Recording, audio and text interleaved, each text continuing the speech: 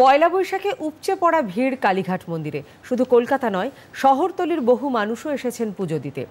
গরম উপেক্ষা করে দীর্ঘ লাইনে দাঁড়িয়ে পরিজনের মঙ্গল কামনায় পুজো দিচ্ছেন তাঁরা। ব্যবসায়ীদের কাছে দিনটির গুরুত্ব অসীম। লক্ষ্মী গণেশ পুজোর মাধ্যমে ব্যবসার শ্রীবৃদ্ধি কামনা করেন ব্যবসায়ীরা। সময়ের সঙ্গে হালখাতার রমরমা কমেছে, কিন্তু এই ডিজিটাল যুগেও অনেকেই প্রথা মেনে আজকের দিনে হালখাতার সূচনা করেন।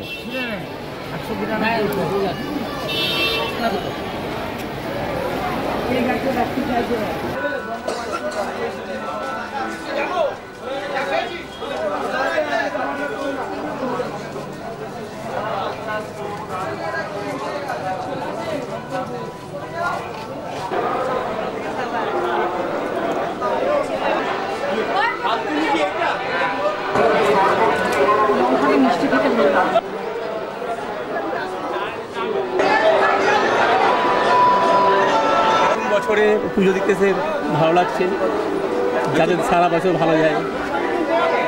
অ্যাকচুয়ালি আমরা প্রতি বছরই পুজো দিতে আসি, বাবার সঙ্গে এসেছি, দীর্ঘ বছর ধরে বাবার সঙ্গে পুজো দিয়েছি, দাদাকে নিয়ে এসেছি, দাদার সঙ্গে পুজো দিতে এসেছি, খুব ভালো লাগছে। কি পরিবর্তন দেখছেন? আপনি তো অনেক দিন ধরে আসছেন, বাবার সঙ্গে আসছেন বলছেন।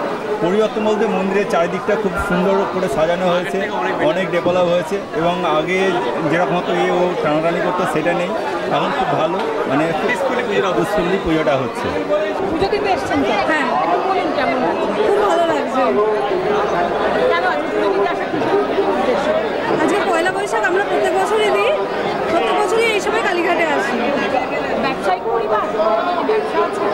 হ্যাঁ, সব রকমই ব্যবসাও আছে, চাকরিও আছে, এমনি আসি, খুবই ভালো লাগে। পয়লা বৈশাখ প্রত্যেক বছরই আসি। আমরা তো রোজই প্রত্যেক বছরই আসি পয়লা বৈশাখে পুজো দিতে, কারণ এখানে হচ্ছে মা কালী, জাগ্রত কালী মা আমাদের, সেই জন্য সব প্রার্থনা, ভবিষ্যতের জন্য প্রার্থনা, ভালো সুস্থ সবল থাকার জন্য প্রার্থনা।